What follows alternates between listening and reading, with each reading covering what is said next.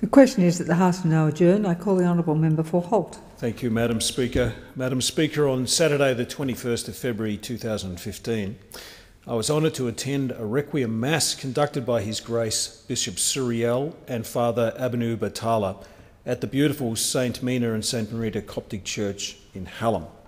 I, along with the Consul General of Egypt, leaders within the Coptic community, such as City of Casey Councillor Sam Aziz, many hundreds of local members of the Coptic community and other faith leaders stood and prayed together in solidarity and resolve to condemn the despicable and cowardly mass murder and beheadings of 21 Egyptian Coptic Christians in Libya after a video was released on the 15th of February by ISIL-affiliated terrorists.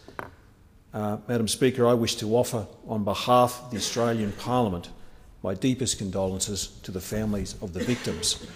And I wanted also to specifically reassure the local Coptic community that this act of barbarism has been unequivocally condemned by the Australian government and the federal opposition. Now, ISIL or Daesh's barbarity, as we know, knows no bounds. It is unconstrained by faith, by sect or ethnicity. This killing of 21 innocents is just the most recent of many vicious acts perpetrated by ISIL-affiliated terrorists against the people of the region, including the murders of dozens of Egyptian soldiers in the Sinai. Most of the Egyptian Coptic Christians, however, who were murdered were hailed from poor villages and went to Libya to work as labourers to send money to the families back at home. And they died a gruesome death in horrific circumstances at the hands of murderers who filmed this in order to humiliate and remove any vestige of humanity from these 21 victims at the moments of their deaths. But what these murderers have done is strengthened our resolve. We came together on that day with our Coptic brothers and sisters and resolved to stand firm collectively against this suicide cult. The perpetrators of these evil acts must know that they have merely strengthened our resolve to ensure that their suicide cult is destroyed through military means, economic means, ideological means and religious means, but they will be destroyed. To those who perpetrated this heinous mass murder, they must know this, that the world community will not rest until you are brought to justice and to account. You will be found, and when you are found, you will meet justice. And this most recent act of barbarism against the Egyptian Coptic Christians has had a profound effect on that community.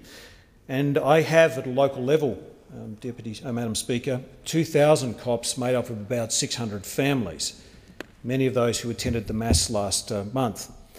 And after the Mass, members of the Coptic community conveyed their concerns about the ongoing persecution of Egyptian Coptic Christians. One of the things that struck me most in the course of the service, Madam Speaker, was the incredible discipline, if you want, the restraint, particularly preached by His Grace Bishop Suriel, a man that's well known to politicians in Canberra as a great and powerful voice for the Coptic community in this country.